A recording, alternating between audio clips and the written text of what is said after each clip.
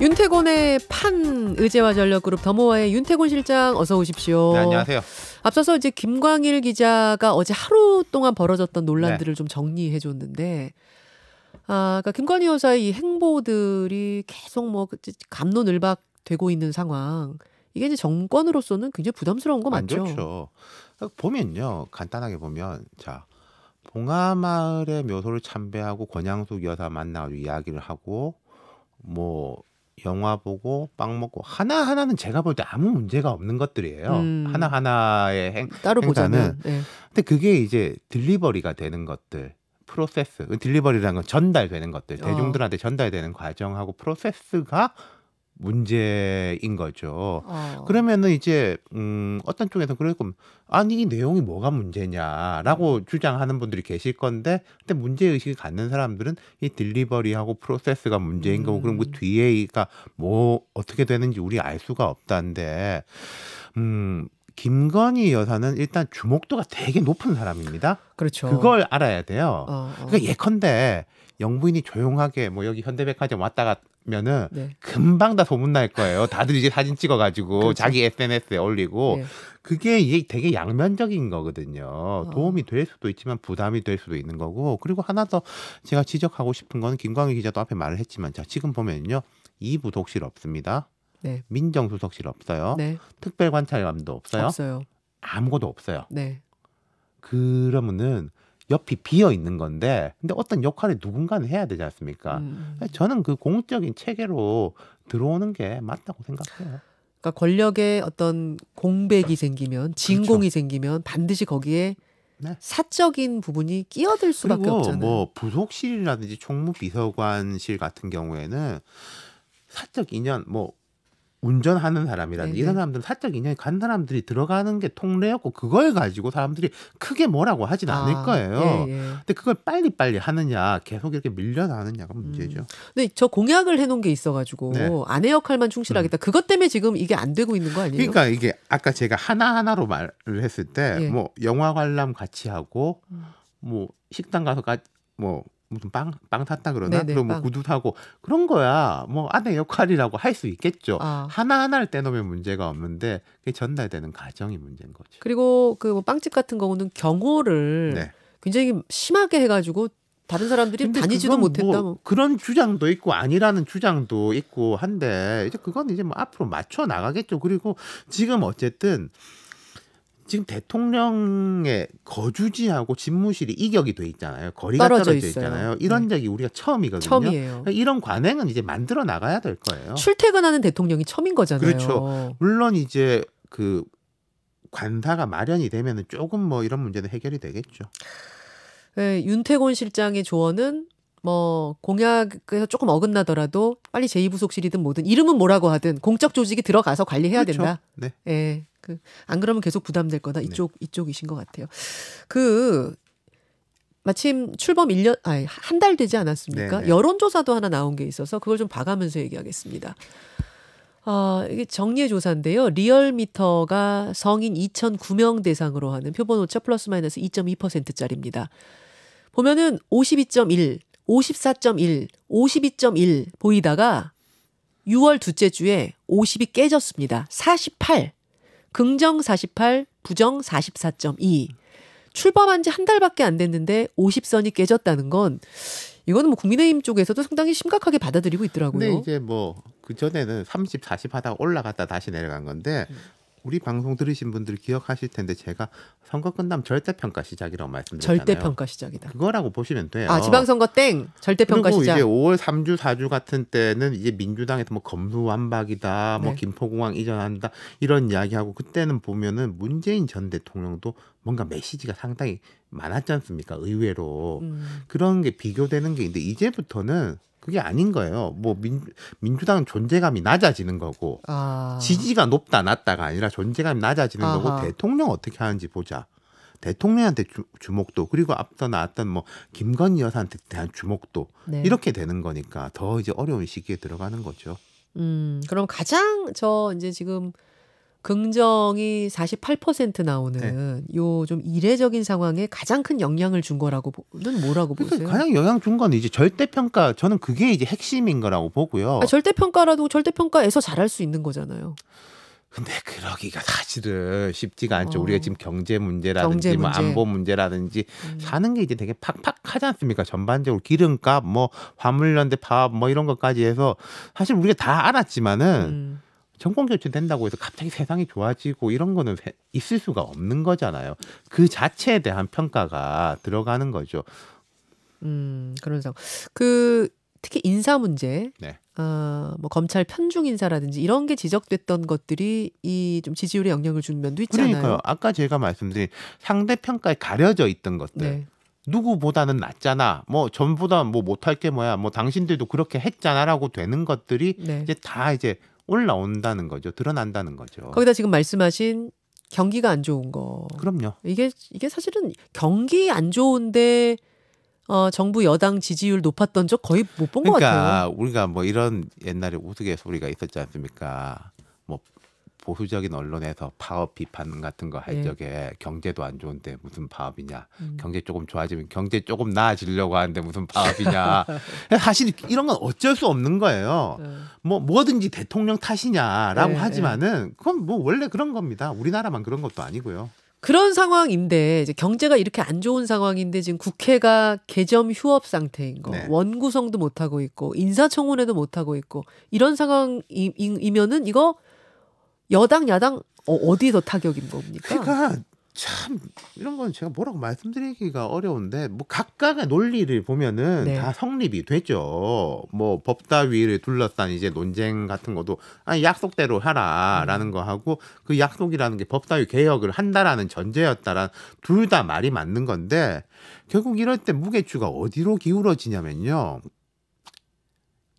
이쁜 쪽 미운 쪽으로 기울어질 수밖에 없어요. 그게 무슨 말씀이냐면은 대통령 지지율이 좀 높으면은 예. 야당이 발목 잡내가 되는 거고 아하. 대통령 지지율이 낮고 뭐 야당이 인기가 좋으면은 예. 야당 말이 맞네가 되는 거라는 거죠. 우리가 이제 똑같은 행동에도 보면은 그렇게 기울어지는 게 상례거든요. 물론 제가 뭐 그런 말을 잘 안 하려고 합니다만 이건 정말 누군가 잘못됐다라고 판단할 수 있는 것들도 있어요. 네. 근데 지금 이제 국회를 둘러싼 사안은 각자의 논리가 있는 거고 저는 뭐 그게 각자 입장에서 보면은 할 수 있는 이야기라고 생각하거든요. 그럼 그때 어느 쪽으로 기울어지는가는 다른 사안들에 대한 평가가 붙어갈 수밖에 없는 거죠. 자, 이런 상황에서 만약 계속 국회가 이렇게 공전한다면 2명의 장관 후보자. 지금 네. 임명 못한 자리가 둘이 있어요. 여러분 남아 있어요.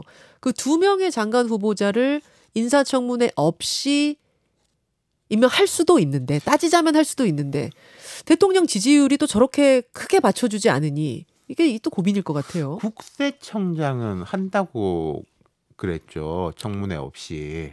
그렇게 말했었어요. 그러니까 네. 한다고 하는 것 했고 같으니까. 진짜로 했고 임명을. 네.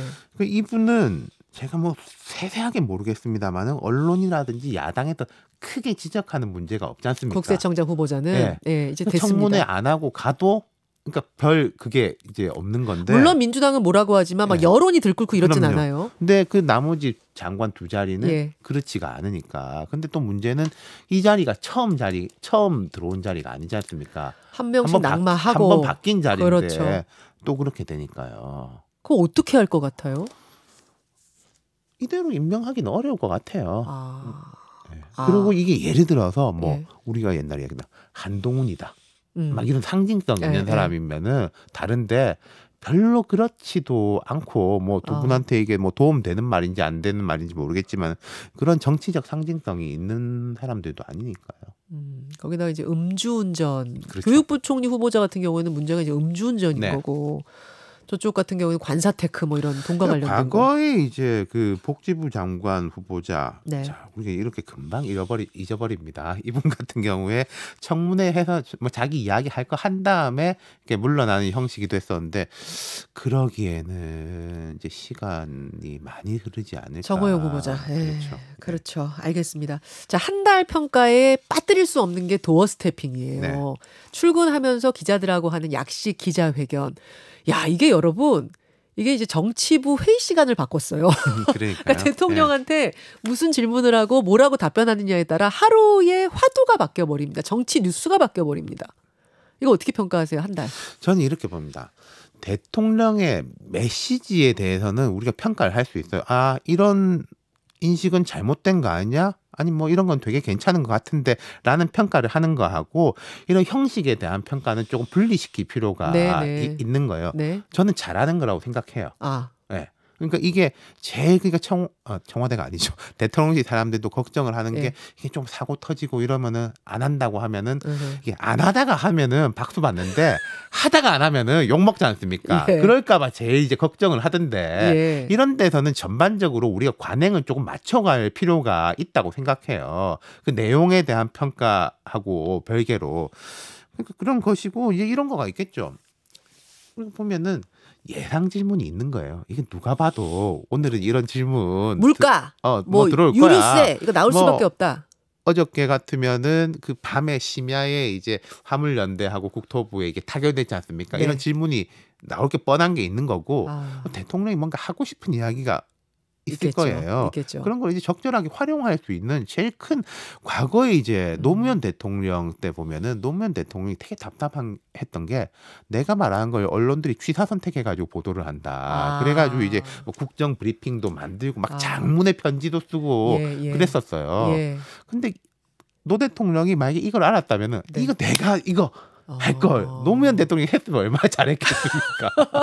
그러니까 이제 되게 동전의 양면 칼날에 이제 양면인 면이 있는 거예요. 그렇군요. 저는 이건 좀 잘 살려나갔으면 좋겠어요. 정말. 형식적으로 볼 때 굉장히 괜찮은 거다 이거는. 그렇죠. 대통령 입장에서도 괜찮고 국민 입장에서도 괜찮고 기자 입장에서도 괜찮고 문제는 그 안에 담는 그 형식 안에 담는 내용에서 실수가 나면 그게 문제인데. 그러니까 균형점을 만들어 갈 필요가 있는 거죠.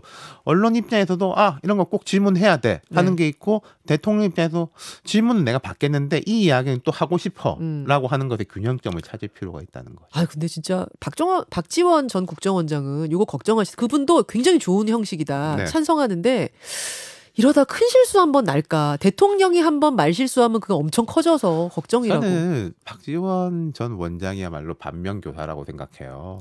말이 너무 많으세요. 국정원장 그만두고 해서 아무리 정권이 바뀌었지만은 그 조직에서 직전 원장한테 대해가지고 공식적으로 문제 제기하고 이런 거는 없는데 그러니까 그런 분들을 반면교사로 봐야 되는 거예요. 괜히 또 이거 되러줬다 뭘로 받는다고 박지원 전 원장. 그러니까 말 조심 무거운 자리에 있는 분들은 다 말 조심해야 된다. 말 조심하라는 거하고 말하지 말라는 거 사이에서 어떤 균형점을 찾을 것인가. 아까 우리 김건희 여사 이야기도 나왔지만은 소탈한 행보하고 문제가 생기는 거하고 해서 어떤 균형점을 찾을 것인가. 자, 민주당 얘기 한 3분 남았는데 해봐야겠습니다.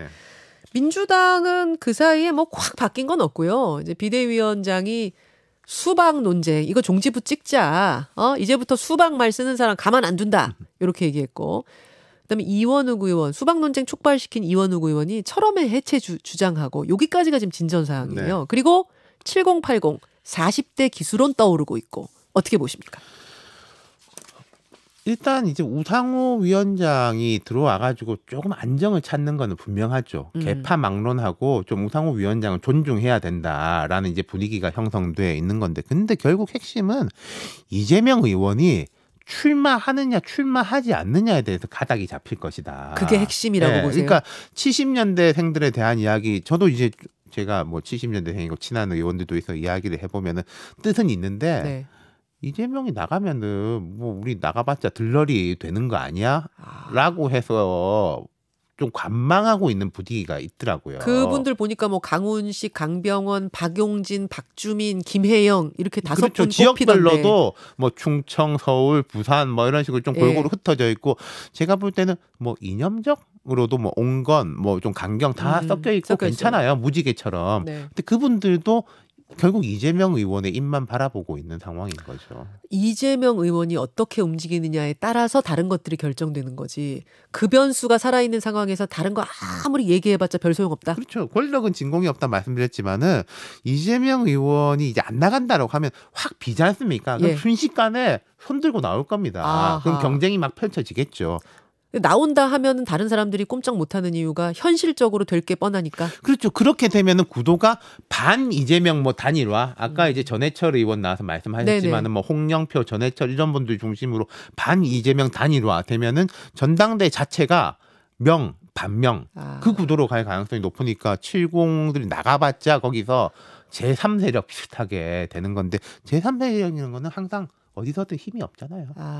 오케이. 여기까지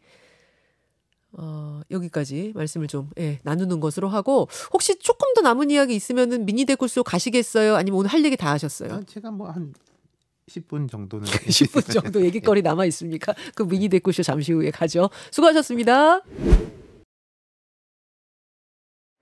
자, 이제 라디오 청취자들과 인사 나누고 윤태곤 실장이 한 10분 약속하셨으니까 민주당 얘기를 하다가 우리가 이제 끝이 났는데, 전해철 의원하고 제가 본방송에서 인터뷰를 했는데 뭐 뾰족하게 뭐가 잡히진 않더라고요. 고민이 많으시구나 이분이. 네. 그런 생각이 들었어요. 당대표 나가는 거, 선거 나가는 거 저는 당연한 걸로 봤는데 조금 그것도 고민하고 있는 것 같고. 그러니까 뭐 홍영표 의원하고 네. 좀 겹치지 않습니까? 그렇죠. 저는 이제 그분들 사이에서 약간 교통 정리가 어떻게 됐는지 잘 모르겠고, 아까 말씀드린 대로 이게 친명 반명의 컨셉으로 갈 것이냐, 전당대회가 좀 혁신 전당대회 컨셉으로 갈 거냐 해서 사실은 상당수 사람들은 혁신 전당대회로 가야 된다고 생각을 하죠. 혁신 전당대회는 뭐예요? 아까 뭐 예를 들면 바뀌자, 변하자, 뭐 70년대 생이 됐건 기치가 뭐가 혁신이 됐건 되는. 그렇죠. 그런 식으로 봐야 되는데 뭐 항상 이런 거예요. 이게 예를 들어서 지금 여론조사에도 이렇게 나오지만은 이재명 의원이 나가는 게 옳냐 그르냐라고 하면은 뭐 어찌됐든 간에 그르다라고 하는 사람들이 더 많아요. 근데 이제 대표가 누가 되는 게 좋냐라고 이렇게 쭉 이제 한 줄로 세우면 당연하게 이재명 의원이 1등인 거예요. 그렇죠. 그 딜레마인 거죠.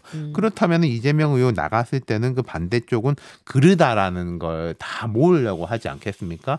그럼 그 구도가 그렇게 되는 거고. 단일화 구도로 가야 그럼 한다. 이재명 의원 입장에서도 되게 부담인 거죠. 그 단일 전선이 만들어질 수 있을 정도의 응집력은 있어요. 지금은 사실은 다 그냥 마치 세포들처럼 따로따로 있고, 이재명 의원 안 된다라는 것만 공감대를 이루고 있는 그 세포들이 하나가 될 수 있어요. 예전에는 그게 되게 부족해 보인다라고 말씀드렸고, 응집력이 지금도 그렇게 생각하는데, 근데 이런 건 항상 작용 반작용이거든요. 강하게 뭉치면 반대쪽도 뭉치고. 그러네. 뭐 요즘 이제 조금 잠잠합니다만은 개딸 뭐 이런 분들 또 나서면은 이래가지고 되겠냐라고 또 이제 뭐 일어설 것이고. 그렇게 보시는군요. 결국 이재명 의원이 나올 것 같으냐 안 나올 것 같으냐에는 여전히 나올 것 같다 쪽이세요? 이제 진짜 고민을 할 것 같아요. 이재명 의원 입장에서는 내가 혁신을 위해서 나간다라는 컨셉이 되는 게 제일 좋겠죠. 그렇죠. 근데 이게 현실적으로 그게 잘 안 되니까. 알겠습니다. 민주당 상황 그렇고, 오늘 제일 많이 이야기 나눈 건 김건희 여사 얘기였어요. 저희가 뭐 사실은 통 안 다뤘어요. 이 주제를 안 다루다가 어제는 워낙 여기저기서 이야기들이, 논란들이 터져 나오니까 한번 좀 몰아서 다뤄보자 해서 오늘 김광일 기자가 정탐으로 취재해오고 윤태곤 실장과도 이야기를 나눴는데, 일단 어제 왜 이게 한 번에 본물 터지듯이 이야기가 불거졌냐면, 여러분, 그러니까 봉하마을을 김건희 여사가 방문을 하고 왔는데 그 옆에 서 있던 그 지인들이 도대체 누구냐, 비선 논란이 하나 불거진 상황에서 팬클럽, 그동안에도 말도 많고 탈도 많던 그 팬클럽의 회장이 온라인상에서 설전을 벌이면서 두 가지가 이렇게 뭐라 그래야 돼요? 시너지를 낸 거예요. 그러면서 이슈가 커진 거거든요. 그 팬클럽 얘기부터 좀 해보겠습니다. 일단 팬클럽이 여러 개라 그러는데, 이제 그중에 건희사랑이라는 팬클럽의 회장이 강신업 변호사죠. 이분이 최근에 메간매직 척결 국민연대라는 거를 만들었습니다. 이런 걸 단체를 결성하면서 회비를 10,000원씩 거두면서 이제 회원을 모집하기 시작했어요. 그러자 유창선 평론가, 이 유창선 박사는 윤 대통령 취임식에도 초대받았을 정도로 그런 분이에요. 그런 분인데, 이분이 혹시 SNS 준비됐나요? 예. 단지 사진의 공개 통로가 되는 것 자체가 문제가 아니라 결국 이렇게 되는 것이 문제다. 언젠가는 터질 윤석열 정부의 지뢰라는 느낌이 든다 하면서 이 강신업 변호사에 대해서 충고를 한 겁니다. 우려를 공식으로 표한 겁니다. 그러자 강신업 변호사가 요렇게 하자. 요렇게 월회비 10,000원. 월자를 또 리을 히을 받침으로 썼습니까? 이렇게 하자 유창선 변호사가 이렇게 유창선 평론가가 이렇게 공개 뭐라 그러네요. 비판을 한 겁니다. 그러자 강신업 변호사가 유창선 듣보잡 XXX야. 지나가는 사람 붙잡고 물어봐라. 강신업 변호사가 코 묻은 돈이나 탐낼 사람으로 보이더냐 XXX야. 이렇게 된 거예요. 그래서 이제 유창선 평론가가 또 열받아서 공식 사과해라. 이렇게 된 거예요. 그러니까 근데 이제 저 건희사랑이라는 팬클럽이 진짜 뭐 김건희 여사나 윤 대통령하고 아무 상관이 여태 없이 혼자 굴러가는 거였으면 괜찮은데 그동안 사진 같은 거를 대통령 부부의 사진 같은 게 이쪽 통로를 통해서 공개가 계속 됐기 때문에 강신업 변호사의 행동 하나하나가 다 연결이 돼가지고 이제 영향을 준다는 거 그게 문제가 됐어요. 어떻게 보세요? 아까 이제 우리가 말씀드린 이제 공조직이 없으면 결국 이렇게 될 수밖에 없다라고 말씀드린 게 있는 거고 참 이런 게 있는 것 같아요. 윤석열 대통령하고 김건희 여사, 윤석열 대통령은 저는 이게 참 강점이자 약점이라고 생각하는데 이른바 요즘 유행하는 말로 무지성 지지, 묻지마 지지가 약한 편이에요. 정치를 한 지 얼마 안 됐지 않습니까? 묻지마 콘크리트 지지자가 비교적 그쵸. 약하다. 네. 뭐 옛날 이명박 대통령하고 좀 유사점이 저는 있다라고 생각을 해요. 이 사람의 이제 퍼포먼스, 수행 능력이라든지 보여줬던 실적을 보고 이제 지지를 했었던 것이고 또 정권 교체를 위해 가지고 조금 도구적으로 지지를 한 것도 있고 이게 결합돼 있는 거죠. 그러면서 또 개인에 대한 지지로 이제 전이 되는 것인데 그러니까 지금 이제 유창선 평론가도 그렇고 박사도 그렇고 뭐 진중권 씨 같은 경우도 그렇고 저 유창선 박사가 글 쓴 이후에 심평 변호사 같은 경우에도 저 강신업 씨한테 대해서 문제 제기를 하면서 이제 거리를 두려고 하고 그다음 이제 보수 언론에서도 김건희 여사에 대한 지적들이 오늘 아침에 보면 되게 많이 나왔어요. 나오고 사설로는 조선일보 비롯해서 본인은 조금 섭섭할 수도 있을 거예요. 강신업 변호사 입장에서? 아니 대통령 입장에서? 대통령 부부 같은 경우 나도 힘들고 한데 좀 믿고 좀 때로는 묻지마 지지도 해주고 하면 내가 기댈 때가 있을 건데 라는 생각이 들 텐데 저는 이게 훨씬 더 어떻게 보면 건강한 프로세스라고 생각해요. 이걸 잘 활용을 해야 될 거다 이런 부분을. 그리고 팬클럽 같은 게 제가 이제 박근혜 대통령 때 보면요. 우리가 지금도 이제 박사모라는 이 되게 큰 조직에 대해 가지고 인식이 되게 높지 않습니까? 그쵸. 이 박사모라는 곳이 박근혜 대통령이 과거에 저 이명박 대통령 시절에 비주류 수장이고 친박연대 이렇게 만들 때도 막 동원해가지고 많이 지원도 많이 하고 막 그랬었거든요.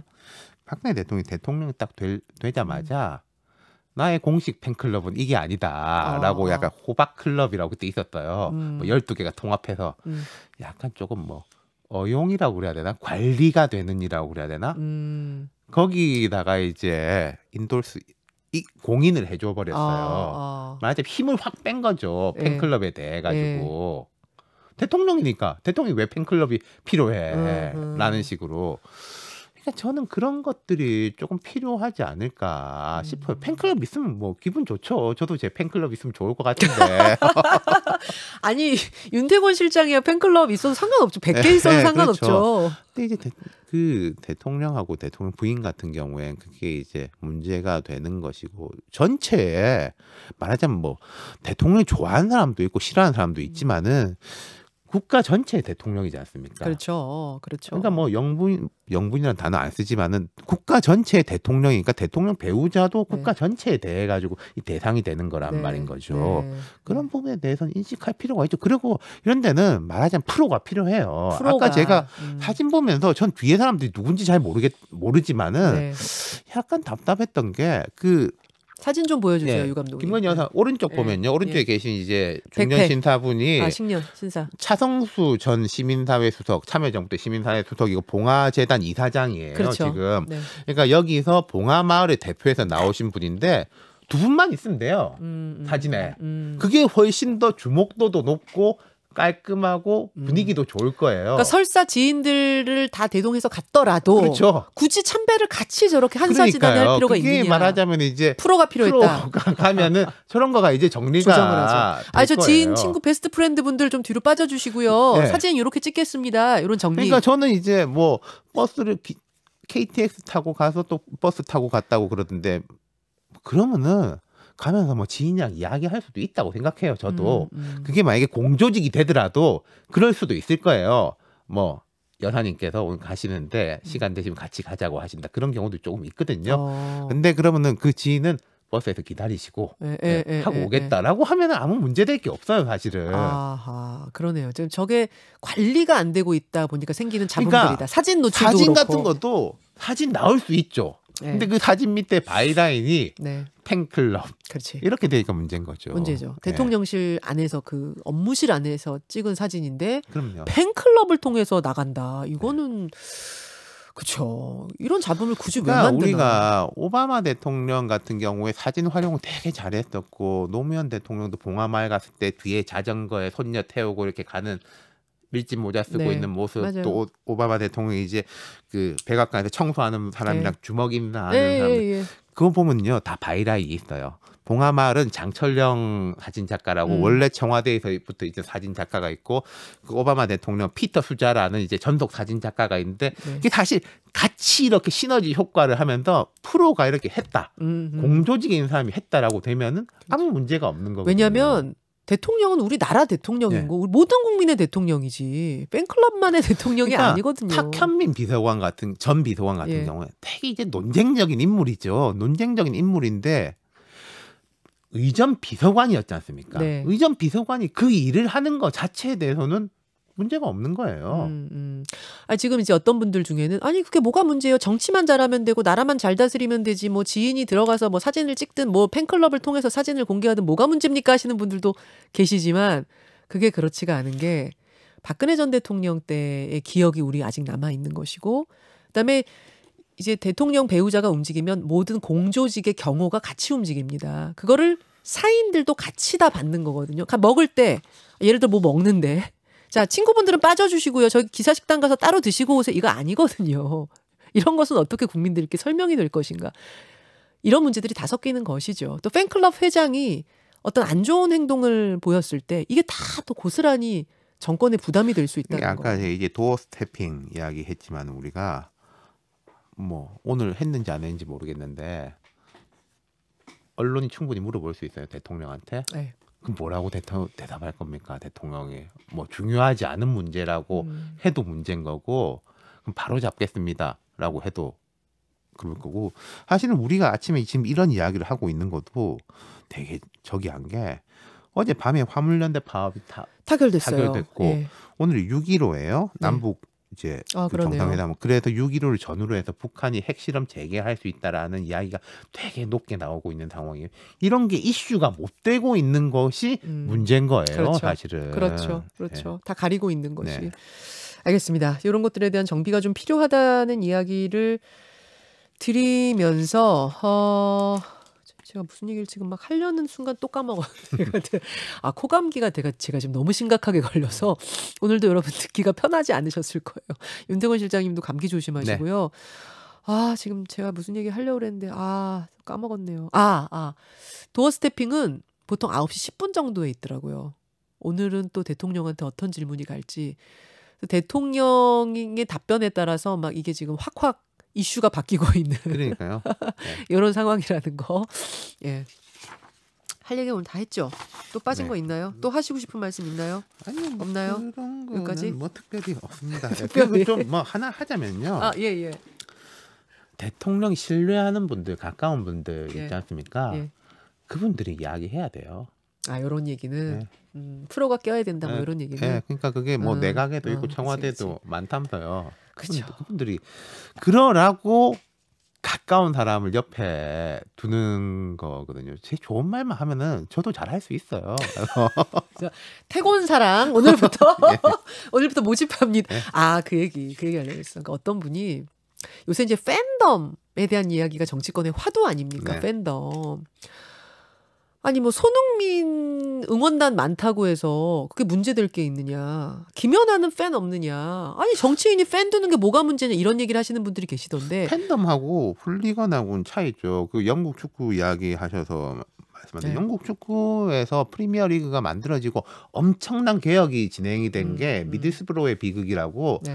축구하다가 싸워가지고 사람도 죽고 불나고 난리가 나가지고 아예 리그를 갈아엎자라고 해서 새로 생긴 게 프리미어 리그고 그러니까 프리미어 리그뿐만 아니라 유럽 축구에서는 인종차별적인 부분이라든지 이런 거에 대해서도 엄청난 제재가 가해지고요. 네. 무관중 경기, 평생 경기장 출입 금지 이런 네. 게 한 나라에서만 되는 게 아니라 그 사람 얼굴을 쫙 돌려가지고 전 세계에 똑같이 적용돼요. 그러니까 그거는 이제 다르다라는 말씀 드리고 싶고 제 사적인 이야기해서 그런데 제 이제 와이프가 아미예요. 아미. BTS 예. 팬클럽 알미. 아미. 예. 제가 어디 방송에서 하니까 아니 큰 병 걸리셨어요. 그런데 그게 아니고 암인데. 알미가 아니라 아미구나. 진짜 그냥 아미. AMI. 그 활동을 네. 제가 이렇게 어깨너머로 보면은 자기가 이렇게 지지하고 좋아하는 그 아이돌들이 어떻게 하면 좋은 이미지를 가질 것인가. 우리가 잘못하면은 쟤들 명 깎인다라는 거에 대해 되게 전략적 사고를 많이 하더라고요. 맞아요. 거꾸로 배워야 돼요. 정치권 팬클럽.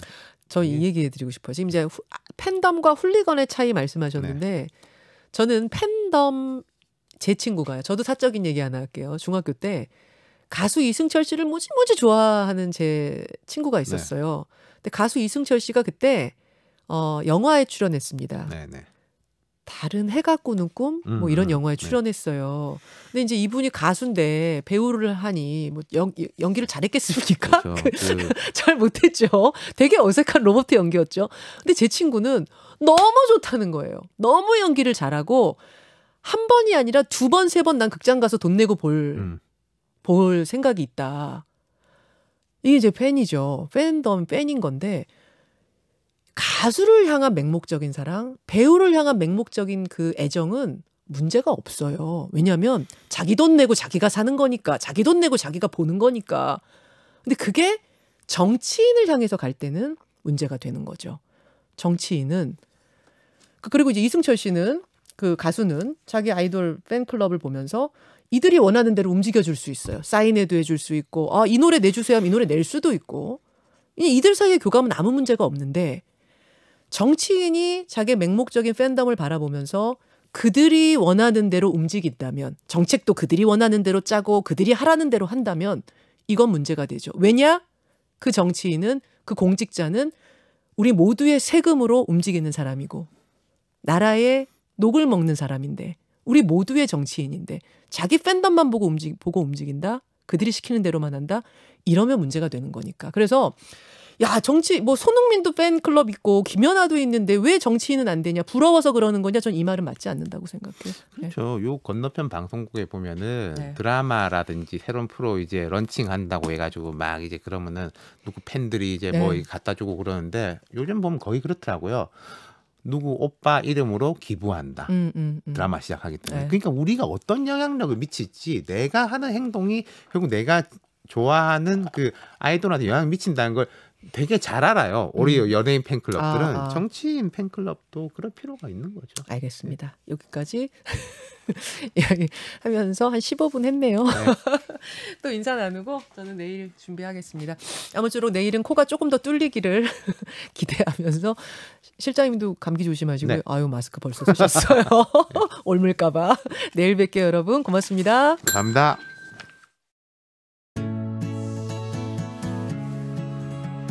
김현정의 뉴스쇼는 시청자 여러분의 참여를 기다립니다. 구독과 좋아요, 댓글 잊지 않으셨죠? 알림 설정을 해두시면 평일 아침 7시 20분 실시간 라이브도 참여하실 수 있습니다.